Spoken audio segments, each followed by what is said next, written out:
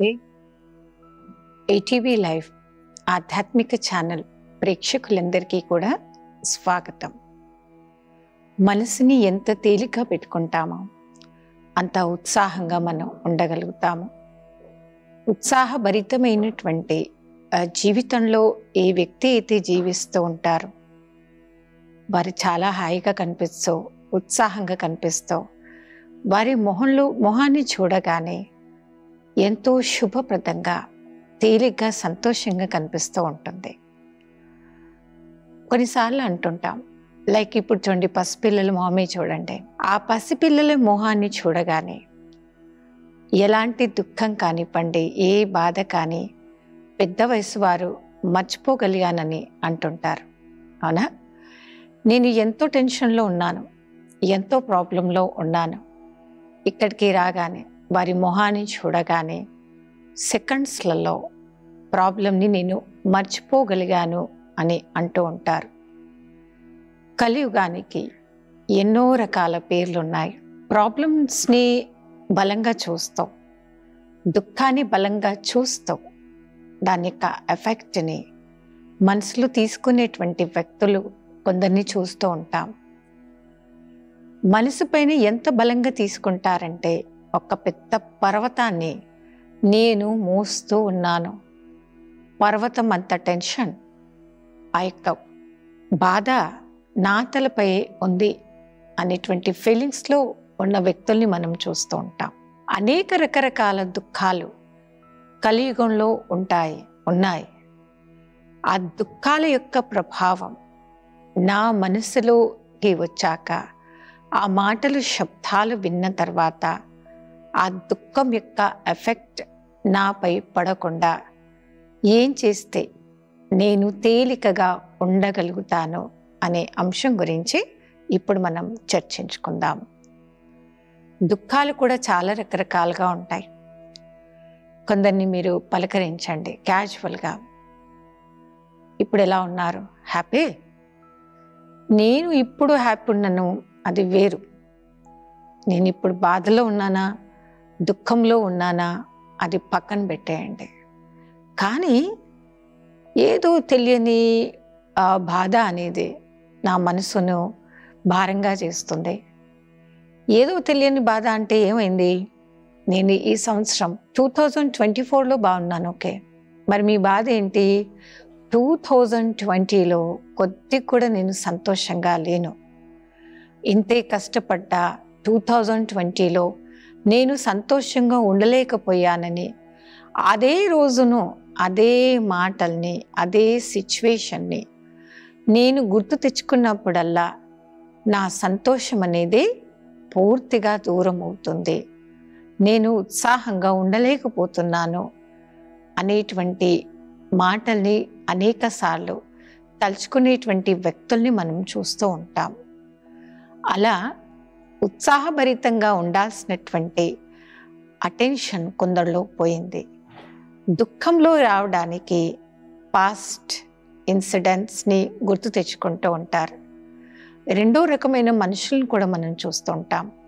మీ problem ఏంటి అసలు? మీరెందుకు హ్యాపీగా లేరు? వారు స్పష్టంగా చెప్తారు, నా ప్రాబ్లం ఏంటంటే నాకంటే కూడా ఎదుటి మనిషి, ఎదుటి వ్యక్తి ఎక్కువ సంతోషంగా ఉన్నాడు, నాకంటే ఎదుటి వ్యక్తి, ఎదుటి మనిషి ఎక్కువ సంతోషంగా ఉన్నాడనేదే నా బాధ, నా దుఃఖం అంతా అదే. ఎదుటి మనిషి నాకంటే సంతోషంగా ఉన్నప్పుడు నేను తట్టుకోలేకపోతుంటాను. ఎందుకు? వారికంటే ఎక్కువ బాధలు అనుభవించింది నేను.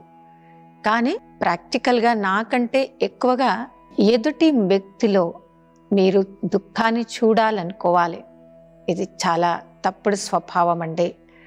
వారికి పోయిన శాంతి, వారికి లేని సంతోషం పక్కవారికి కూడా పోవాలి, పక్కవారు కూడా సంతోషంగా ఉండకూడదు అనేటువంటి తప్పుడు స్వభావం ఉండేటువంటి వ్యక్తులు కొందరు ఉంటారు. అలా తప్పుడు స్వభావం ఉండేటువంటి వ్యక్తులు ఉన్నవారు ఎదుటి వ్యక్తి సంతోషంగా కనపడడం, సంతోషంగా ఉండడం వారు ఓర్చుకోలేకపోతూ ఉంటారు.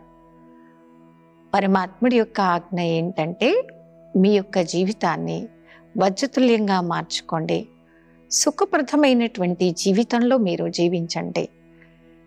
పాస్ట్లో మీరు గడిపినటువంటి బ్యాడ్ ఇన్సిడెంట్స్ని, దుఃఖప్రదమైనటువంటి రోజులను తలుచుకొని నాకు దొరికిన దుఃఖం ఎదుటివారు కూడా దొరకాలి, నాకు లేని సంతోషం ఎదుటివారు కూడా ఉండకూడదు అనేటువంటి తప్పుడు నేచర్ నుండే శాశ్వతంగా మీ మనసును బయటకు తీసుకురండి. అప్పుడే దుఃఖప్రదమైనటువంటి వాతావరణం, అలాంటి వ్యక్తులు, అలాంటి మాటల నుండి మనం హాయిగా ఆ యొక్క ప్రభావం నుండి మనసును బయటకు తీసుకురాగలుగుతాం. దుఃఖప్రదమైనటువంటి ఆలోచనలో ఏ వ్యక్తి అయితే అనేకసార్లు ఇరికిపోతాడో వారు సుఖంగా ఉండలేరు, ఇతరులలో కూడా ఆ సుఖాన్ని చూడలేకపోతూ ఉంటారు. ఈ దుఃఖధామం అనే ఈ కలియుగంలో దుఃఖప్రదమైనటువంటి దృశ్యాలను మనలో తీసుకురాకుండా, దాని యొక్క ఎఫెక్ట్ మైండ్ పైన పడకుండా మనసును చాలా ప్రశాంతంగా, తేలికగా తయారు చేసుకోవాలి.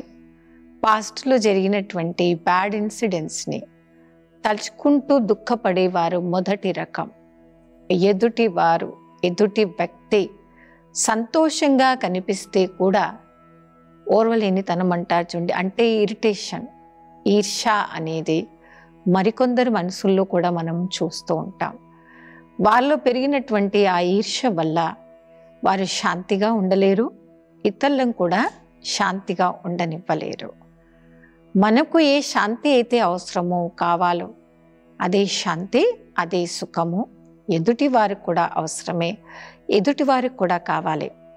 కాబట్టి శాంతిప్రదమైనటువంటి స్థితిని మనం తయారు చేసుకోవాలి అంటే మనం దుఃఖపడకూడదు, ఎదుటి వారిని కూడా దుఃఖం కలిగించాలనేటువంటి ఆలోచనలోకి రాకూడదు. తర్వాత మూడో రకం వ్యక్తి భవిష్యత్తు గురించి, వారు ఫ్యూచర్ గురించి అతిగా ఆలోచిస్తూ ఉంటారు. ఈరోజు నేను బాగున్నాను, నా ఫ్యూచర్ ఏంటి, ఆఫ్టర్ 20 years ఏమవుతుండొచ్చు అని దుఃఖప్రదమైనటువంటి దృశ్యాలను చూస్తూ ఆలోచిస్తూ ప్రజెంట్లో కనిపిస్తున్నటువంటి ఆ యొక్క శాంతిని ఆ వ్యక్తి కోల్పోతూ ఉంటాడు. దుఃఖప్రదమైనటువంటి విషయాలు పాస్ట్, ప్రజెంట్, ఫ్యూచర్ 3 రకాలుగా ఉన్నప్పుడు దాని ప్రభావం నా మైండ్పై రాకుండా మనం శాంతిగా జీవించగలగాలి. దానికోసం అనేక రకాల టిప్స్ అనేది ఉంటాయి. సంతోషంగా ఉండేటువంటి వారి లైఫ్ స్టోరీస్ని చదవండి, లేదా మీరు రాయండి. మీ లైఫ్లో ఓకే, నిన్న జరిగింది బ్యాడ్ ఇన్సిడెంట్స్ యొక్క ఎఫెక్ట్ ప్రజెంట్పై రాకుండా ఒక 2 నెలల్లో మీరు దుఃఖపడిన రోజులు కాకుండా 2 నెలల్లో 2 రోజులు సంతోషంగా ఉండి ఉంటారు కదా, ఆ 2 రోజులు మీరు సంతోషంగా ఉన్న రోజుల్ని ఈరోజు మీరు చర్న్ చేస్తూ ఆలోచిస్తే మీరు ప్రజెంట్లో చాలా బాగుంటారు. ఇలాంటి వ్యక్తులు వారిని చూస్తూ ఒకలాంటి అమాయకత్వమే అనవచ్చండి. వారు ఎందుకు ఏడుస్తున్నారో వారికి అర్థం కాదు, వారు ఎందుకు నవ్వుతున్నారో వారికి అర్థం కాదు. అలాంటి వ్యక్తుల యొక్క మనస్తత్వం అనేది చాలా భయంకరంగా ఉంటుంది. వారికి ఏడవడానికి, నవ్వడానికి అసలు ప్రాపర్ రీజన్ ఏంటి? దాని రీజన్ ఏంటంటే ఆ వ్యక్తి మనసు పూర్తిగా వారు ఉన్నటువంటి లైఫ్తో తృప్తిగా జీవించడం లేదు. వారికి మోర్ ఎక్స్పెక్టేషన్ అన్నమాట. ఏదో కావాలి, ఏదో చెయ్యాలి అనేటువంటి మోర్ ఎక్స్పెక్టేషన్లో ఉండేటువంటి వ్యక్తులు వారికి కలిగినటువంటి ఆ ఫ్రస్ట్రేషన్, ఆ యొక్క దుఃఖము, శాంతి లేకుండా వారు సుఖంగా ఉండలేక వారికి లేని శాంతి, వారికి లేని సుఖము ఎదుటి వారికి కూడా ఉండకూడదు అనేటువంటి ఆలోచించేటువంటి వ్యక్తులు దుఃఖప్రదమైనటువంటి ఫీలింగ్లోనే ఉంటారు. వారికి దొరకని సుఖం పక్క వారికి రావద్దు, దొరకద్దు అనేటువంటి నేచర్స్లో కొందరు వ్యక్తులు ఈ రోజుల్లో జీవిస్తూ ఉన్నారు. అలాంటి వ్యక్తుల్ని మనం సైకో అని కూడా అంటుంటాం చూడండి. వారికి తెలియకుండా వారికి ఎందుకు కోపం వస్తుంది? మనసులో నింపుకున్నటువంటి బ్యాడ్ కోరికలు. వారికి కావలసినటువంటి అతి కోరికలు అక్కడ తీరడం లేదు, లేదా విషయ వికారాల కోరికలు అనేది పూర్తి కావడం లేదు. విషయ వికారాల కోరికలు పూర్తి కానటువంటి వ్యక్తిలో తప్పుడు కోరికలు కోరుకునే వ్యక్తి ఆ కోరికలు తీరినప్పుడు వారు అశాంతిగానే ఉంటారు. వారికి కావలసినటువంటి శాంతి కంప్లీట్గా వారికి దూరం అయిపోతుంది. కావలసిన వ్యక్తి ఆ వ్యక్తికి ఎప్పుడైతే సంపూర్ణంగా దూరం అయిపోతుందో ఆనందానుభూతిని వారు చేయలేకపోతూ ఉంటారు. ఆనందానుభూతిని ఎప్పుడైతే ఆ వ్యక్తి చేయలేకపోతుంటారో కంప్లీట్గా శాంతి అనేది మాయమవుతుంది. యొక్క ఆధ్యాత్మికత మనకేం నేర్పిస్తుంది అంటే, మీరు ఆధ్యాత్మిక పరంగా ప్రతి ఒక్కరి గురించి శుభమే కోరుకోండి, శుభ చింతనని చెయ్యండి. శుభం కోరుకుంటూ శుభ చింతన చేస్తూ ప్రతి ఒక్కరితో స్నేహపూర్వకమైన వ్యవహారంలోనే వ్యవహరించాలి అనేటువంటి గొప్ప ఆలోచనలతో మన డే స్టార్ట్ చేద్దాం. అయిపోయిన పాస్ట్ టెన్స్ గుర్తు ఎన్నిసార్లు వచ్చినా మీకు దుఃఖం కలగకూడదు. వర్తమానం మీరు తేలిగ్గా ఉండగలగాలి. మీ పాస్ట్, మీ యొక్క వర్తమానం, మీ యొక్క భవిష్యత్తు ఉజ్వలంగా ఉండాలి అంటే దుఃఖప్రదమైనటువంటి ఆలోచనలో మనం దుఃఖం కలిగించేటువంటి వ్యక్తులతో మనం తేలికగా డిటాచ్ అవ్వాలి. సపోజ్గా మీరు ఎక్కడో బయటకు వెళ్ళారు, అర్జెంట్ ఏదో పని మీద. అలా మీరు బయటకు వెళ్ళినప్పుడు ఎక్కడో బయట అటువైపు ఇటువైపు పనికి రానటువంటి అశుద్ధత, డర్టీ ఉంది. అశుద్ధత, డర్టీ ఉన్నప్పుడు మనం తెలివిమంతులై అశుద్ధి, డర్టీ అనేది మనపై పడకుండా దాని ఎఫెక్ట్ నుండి మనం దూరంగా ఉండగలగాలి. అప్పుడే ఆ యొక్క బ్యాడ్ ఎఫెక్ట్, బ్యాడ్ ఫీలింగ్ అనేది మనపై పడకుండా అంతే తేలిగ్గా మనం ఉండగలుగుతాము. ఇటువంటి ఫీలింగ్స్లోకి ఎప్పుడైతే మనం అతిగా వస్తూ ఉంటామో తెలియని ఈర్ష్యాద్వేషాలతో ప్రతి ఒక్కరితో మనం తృప్తికరంగా, సంతోషకరంగా ఉండలేకపోతూ ఉంటాము. అలాంటి గడియలో మనం ఏం చేయాలి? మనం ఒక్కొక్కసారి గుర్తు తెచ్చుకుంటూ ఉంటాం చూడండి. పసిపిల్లలు ఆట ఆడుతూ, పసిపిల్లలు అలా నవ్వుతూ పాడుతూ ఉంటూ ఉంటారు. అలా పసిపిల్లలు నవ్వుతూ ఆడుతుండేటువంటి ఆ యొక్క దృశ్యాలు చాలా హాయిగా ఉంటాయి, రిలాక్స్గా ఉంటుంది. అలాంటి దృశ్యాలు, అలాంటి విజువలైజేషన్ అనేక సార్లు మీరు ఇమర్జ్ చేసుకుంటే కూడా దేనైనా మీరు ఈజీగా మర్చిపోగలుగుతుంటారు. శాంతిగా ఉండాలి అని మీ యొక్క ఇంటెన్షన్ అన్నప్పుడు ఏ వ్యక్తుల మాటలు, ఏ వ్యక్తుల యొక్క వ్యవహారం ప్రశాంతంగా మనను తయారు చేస్తుంది అనేటువంటి విషయాల గురించి మనం మాట్లాడుకోవాలి, చర్చించుకోవాలి. ప్రశాంతకరమైనటువంటి జీవితంలో జీవించేటువంటి వ్యక్తులు ఎప్పుడు కూడా దుఃఖాన్ని, అంటే బ్యాడ్గా కొందరికి ఎలా అయిపోయిందంటే ఎక్కడ పోయినా కానీ టెన్షన్లు కనపడాలన్నమాట. ఎవరు కూడా హ్యాపీగా ఉన్నా వీరు భయపడుతూ ఉంటారు అక్కడ ఏమైపోయింది అనేది. ఆ విధమైనటువంటి ఈగో ఫీలింగ్స్లో ఉండేటువంటి వారు ఎప్పుడూ శాంతిగా ఉండలేరు, ఇతరులను కూడా శాంతచిత్తంగా ఉండనివ్వరు. శాంతికరమైనటువంటి వ్యక్తులు వారి యొక్క లైఫ్ని గొప్పగా మార్చుకుంటారన్నమాట.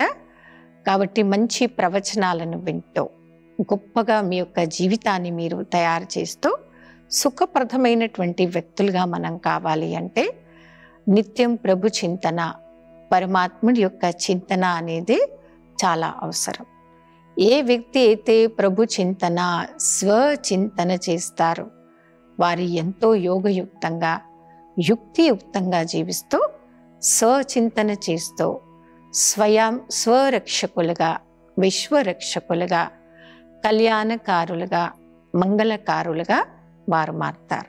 అలా మీ యొక్క జీవితాన్ని మంగళకరంగా, ప్రశాంతకరంగా మీరు తయారు చేసినప్పుడే ప్రతి దృశ్యాన్ని ఎంతో తేలిగ్గా మీరు చూడగలుగుతారు.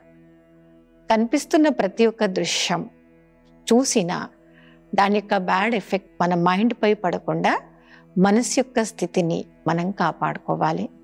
దానికోసం మంచి సహవాసంలో ఉంటూ నిత్యం ప్రభు చింతన, పరమాత్మని యొక్క చింతన మాత్రం చెయ్యండి. స్వచింతన, పరమాత్మ చింతన ఆధ్యాత్మిక పరంగా ఏ వ్యక్తి అయితే చేయడం మొదలు పెడతారో వారి యొక్క లైఫ్తో ఇతరుల ముందు ఒక ఉదాహరణ స్వరూపులుగా తయారవుతారు. అలా ఉదాహరణ స్వరూపులుగా అయినప్పుడే సురక్షితమైనటువంటి ఫీలింగ్లో వారు ఉంటారు. వారు పొందినటువంటి శాంతి, వారు పొందినటువంటి ఎక్స్పీరియన్స్ ఇతరులు కూడా పొందాలి, ఇతరులకు కూడా సమానంగా జరగాలి అనేటువంటి ఒక మంచి నేచర్తో వారు జీవించగలుగుతారు. కాబట్టి శుభప్రదమైనటువంటి జీవితంలో జీవించాలి అంటే దుఃఖప్రదమైనటువంటి బ్యాడ్ ఎక్స్పీరియన్స్ని మనం ఫుల్ స్టాప్ పెట్టగలగాలి. గతంలో ఏదో జరిగిపోయింది, ఎప్పుడో ఏదో అయిపోయింది, అతిగా దాన్ని మనసులో తీసుకువచ్చి అతిగా దాని గురించి ఆలోచించటంతో కూడా మన వర్తమానం పూర్తిగా స్పాయిల్ అవుతుంది. మరి ఏ వ్యక్తుల వలన మీ వర్తమానం స్పాయిల్ అయింది, నా వల్ల అయింది అని ఒప్పుకునేవారు ఎవరూ ఉండరు. అనవసరంగా బ్యాడ్గా ఫీల్ అవుతూ బ్యాడ్ చింతన చేస్తూ నా మనసు యొక్క స్థితిని నేనే అనవసరంగా పాడు చేసుకున్నాను అంటే సహజంగా జీవించేటువంటి యొక్క ఆర్ట్ నాకు రాలేదని అర్థం. సహజంగా జీవించేటువంటి ఆర్ట్ నేర్చుకునే వ్యక్తులు ఏ దృశ్యం చూసినా, ఎవరిని చూసినా వారిలో కనపడినటువంటి శుభం మాత్రమే చూస్తారు, శుభం మాత్రమే కోరుకుంటారు.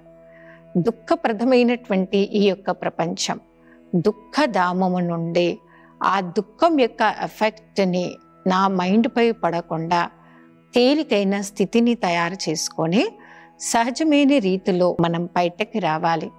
దానికోసం ప్రతినిత్యం మంచి చింతన చేస్తూ మంచి గుడ్ పాయింట్స్ని రాయండి. ఒక డే అంతా అయిపోయింది, ఈ రోజంతా నాకు ఎలా గడిచింది, శుభప్రదంగా ఉందా, దుఃఖప్రదంగా ఉందా? శుభప్రదమైనటువంటి చింతనలో నేను జీవిస్తే ఈరోజు నిద్రపోయే ముందు అంతే తేలికగా, అంతే హాయిగా మనం నిద్రపోతాం. కొందరు వ్యక్తుల్ని ఈ రోజుల్లో చూస్తూ ఉన్నాము. వారంతా టెన్షన్గా ఉంటారు, టెన్షన్గా నిద్రపోతారు. ఉదయం లేచినప్పుడు కూడా అదే టెన్షన్తో వాళ్ళ డే స్టార్ట్ చేస్తూ ఉంటారు. అది సరైన లైఫ్ స్టైల్ కాదు. శుభప్రదమైనటువంటి చింతన చేస్తూ మీరు అలా తేలికగా ఉంటూ ఇతరులను కూడా అలా తేలికగా తయారు చేయండి. దుఃఖప్రదమైన ఏ రకంగా కూడా దుఃఖాలు, ఇప్పుడు చూడండి కొందరికి ఆ హ్యాబిట్ ఉంటుంది. వారిని ఎవరు కలిసినా, ఎవరిని మీట్ అయినా గడిచినటువంటి దుఃఖప్రదమైనటువంటి విషయాలనే మాట్లాడుతూ ఉంటారు, అవే ఇతరులకు చెప్తూ ఉంటారు. వారు ఏమనుకుంటారంటే దుఃఖంతో కూడిన విషయాలను ఇతరులకు చెప్పటంతో ప్రాబ్లమ్స్ సాల్వ్ అయ్యాయి. బట్ అది రాంగ్ వే. మీరు తేలిగ్గా తీసుకోవడం మీరే నేర్చుకోండి. ఎంత ఎక్కువగా మీరు తేలిగ్గా తీసుకోవడం నేర్చుకుంటారో, మీకు వస్తుందో, ఎంతో సుఖప్రదంగా మీరు ఉంటారో ఇతరులను కూడా అంత సుఖప్రదంగా తయారు చేయగలుగుతారు.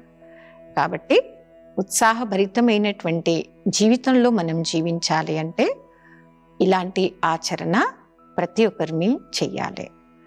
ఓకే, ఎప్పుడు కూడా ప్రతి ఒక్క ఆత్మతో మాట్లాడినప్పుడు, సంభాషణ చేసినప్పుడు లైఫ్లో మీకు ఎలాంటి గుడ్ ఎక్స్పీరియన్సెస్ జరిగాయి అవి మాత్రమే వారితో చర్చించండి.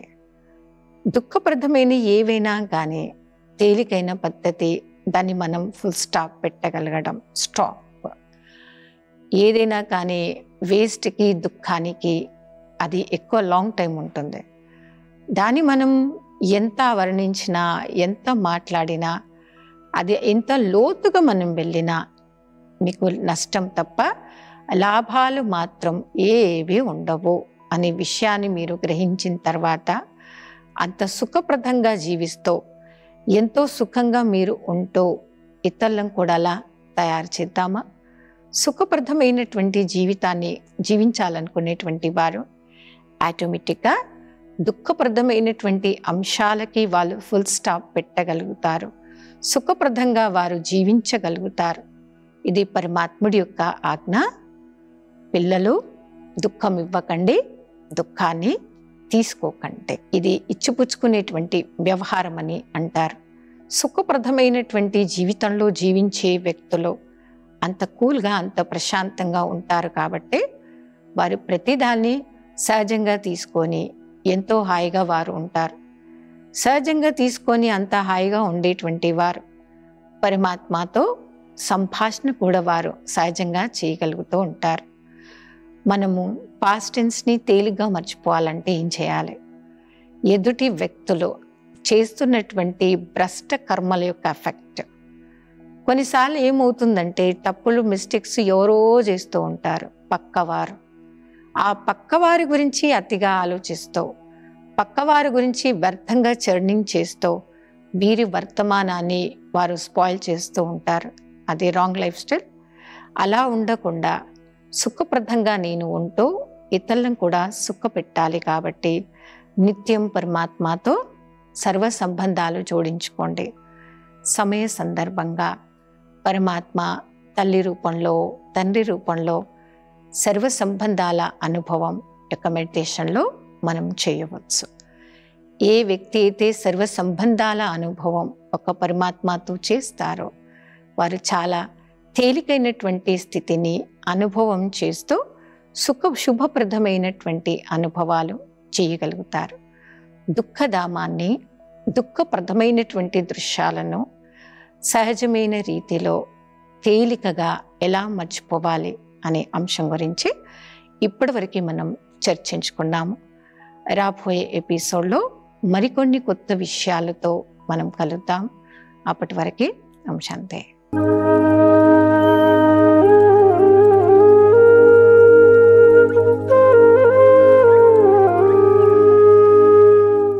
ఈ కార్యక్రమాన్ని తిరిగి చూడాలనుకుంటే www.youtube.com/@ETV Life Spiritual లో చూడవచ్చు.